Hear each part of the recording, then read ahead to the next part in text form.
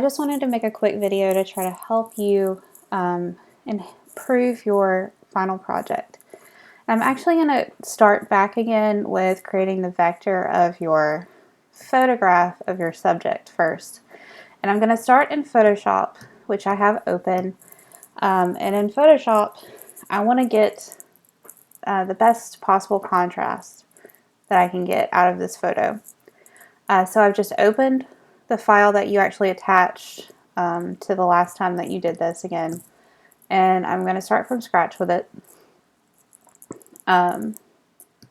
First, I'm going to go to Image and Adjustments, and I'm going to choose Levels. And you can also use Command L on your keyboard. And I'm just going to move this over so you can still see them as I adjust. And I'm going to play with the levels until the contrast is really stark and enhanced. So by scrolling these toggles here, you can see that adjustments are being made. So I want to have a lot of darks, but also a lot of whites. I'm going to lose some detail on his coat probably, but this will give me better detail in his face when I convert to a vector. I'm going to start with that.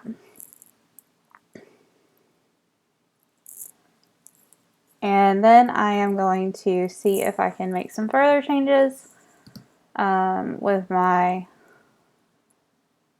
exposure.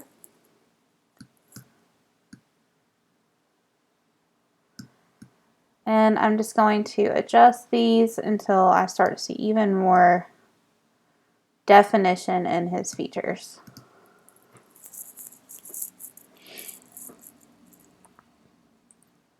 Now I'm going to take this, and you could save it as your JPEG, but I'm actually just going to copy and paste into my Illustrator file to convert it to the vector image.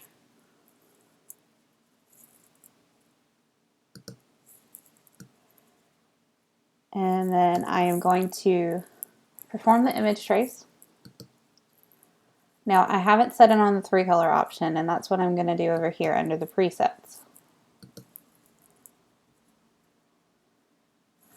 So that's pretty good balance of lights and darks. Now I know we did lose some of this contrast here, but the real focus is up here, and we could work around that later from a photo reference.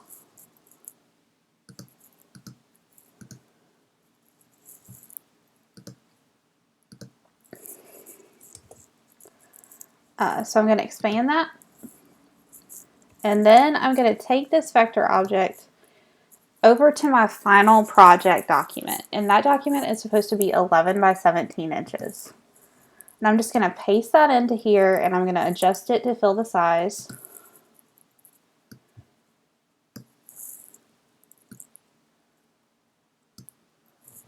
And since we don't have a lot of coat detail, I'm going to blow it up more than probably what you had in your project, so we can really focus on his facial features.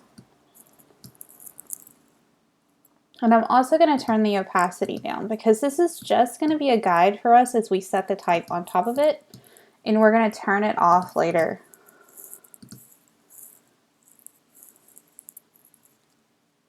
I'm going to just kind of draw in some lines for his shoulder and arm for reference for myself, so I know where they are. So I'm going to grab my pen tool,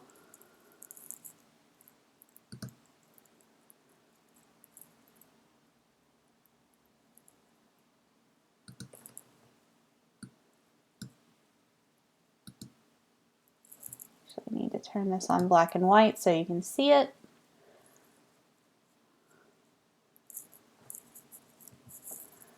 And then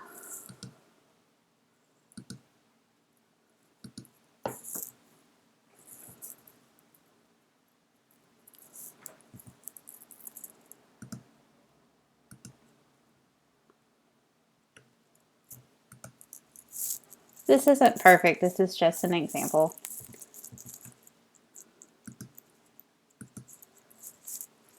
But remember, none of this is going to be here for the final piece. And I'm just going to make those lines a little bit lighter like the rest of the portrait. Now I'm going to open my layers palette in Illustrator, which is here on the right side of my panels. I can also get to it under window and then layers. And I'm going to lock this layer and create a new one to actually set my type on. So what I want to do is use this vector shape as a guide to just set type about him within this, creating hierarchy at the same time. Now there's several ways to do that, but none of it really involves text maps or distortions. It is really a manual process. So for some of these flatter shapes, you could probably set pretty straight text within it. And then on these curves is where I would start to use type on a path. And I'm going to start with some of the type on a path just so you can see. And I'm going to zoom in. I'm going to make a path. So I can do that with my pen tool or my curve tool. I'm going to turn off the fill, and I'm just going to start to make some curved paths within here. So I'm going to start with this one, and then I'm going to fly out my text menu in the toolbar and choose the type on a path tool. Now I don't have your exact font installed, so I'm just going to choose one to work with for this.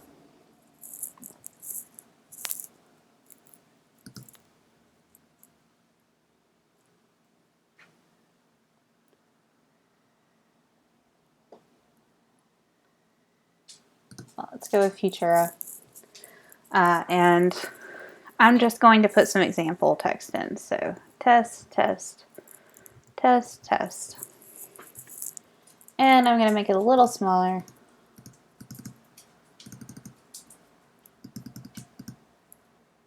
And I really just kind of want to fill that path that I created there. And I can go in after I've made it and make some adjustments to fit more perfectly within it.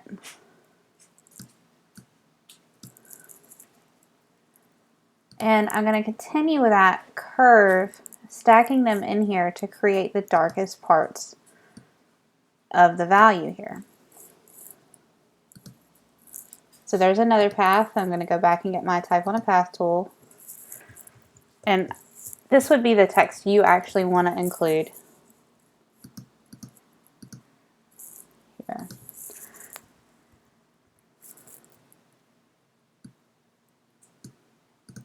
Now you could also overlap type for effect here if you wanted. There's a lot of different ways to do it, but I like to follow the curvatures to really build the form of the face. And this is about the same size as the previous one, so I'm just going to make a copy here and make some adjustments so it fits the space.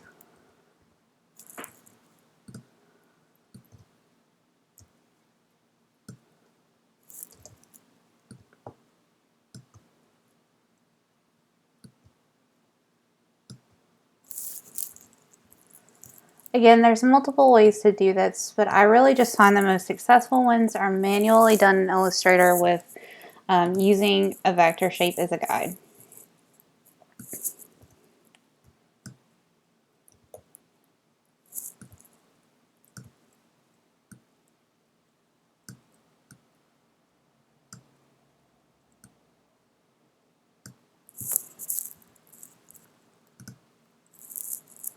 And I'll just turn off that bottom layer for you to see how it's starting to build up into a shape. Now I could apply warps to this or envelope distorts, but honestly you're going to get a much more interesting result this way. So I've been curving upwards into an arc. Now I'm going to curve downwards. So again, with the pen tool, making my curve.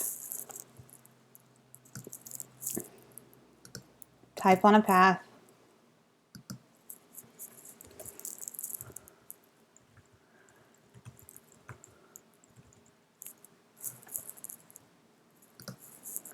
And continuing to fill the space. Now I'm varying the size of my text as I go.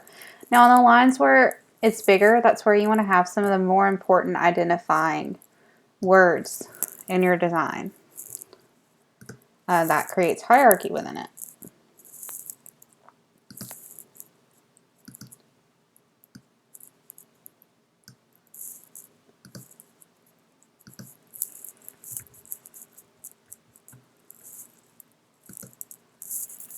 And I even switched between lowercase and uppercase as well.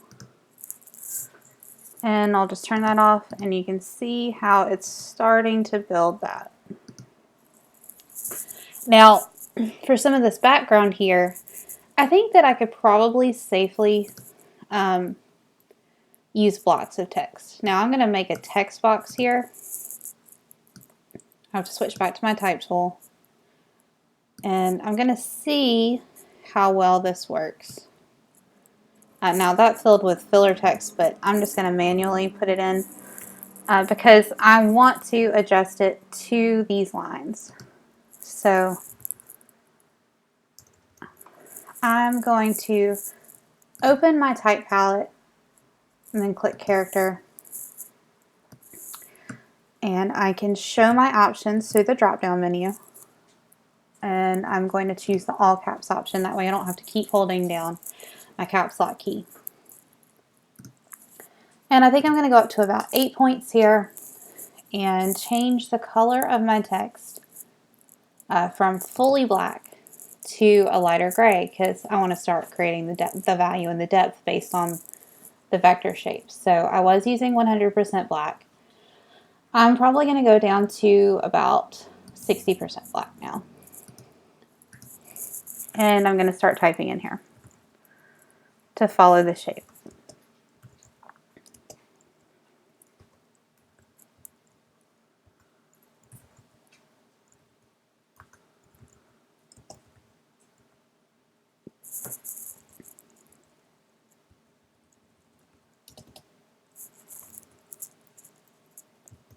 Like I said, there's no perfect way for me to tell you exactly what to do. You may find a different method works, but I hope this one will get you started.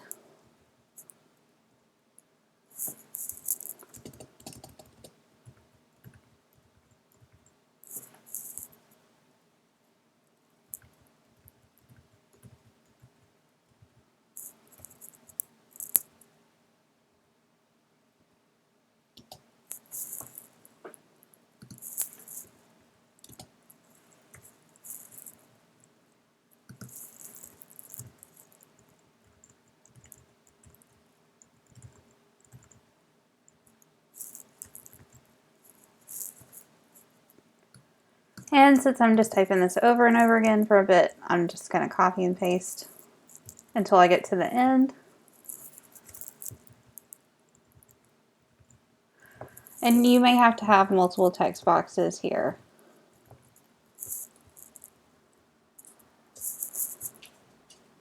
Sometimes it gets a little weird.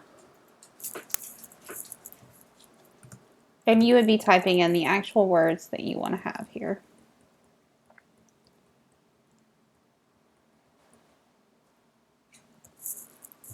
And now that I'm getting closer to the eye, I have to be more careful because I want to keep this value text around it.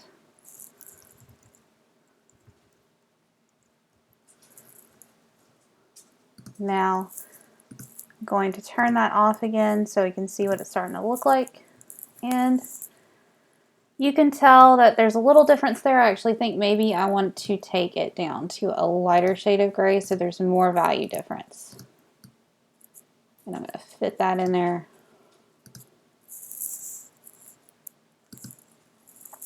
So right now it doesn't look like a lot, but the more you do, the more it's going to start to take shape. The more details I get into these areas, the more it's going to start to look like your subject. Just remember, you know, sometimes it's smaller, sometimes it's larger.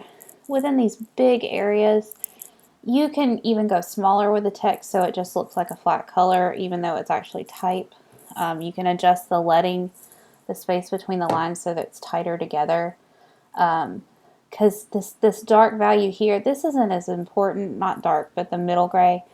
Whereas these darker pieces are really where his features start to come out, and you have to kind of have more fun with those curves and the exaggerated text, if that makes sense.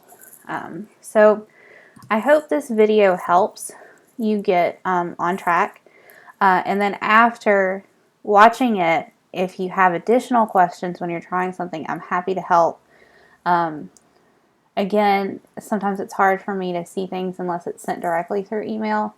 Like the OneDrive thing, I was having a hard time accessing. So just see if you can send me a straight Illustrator file.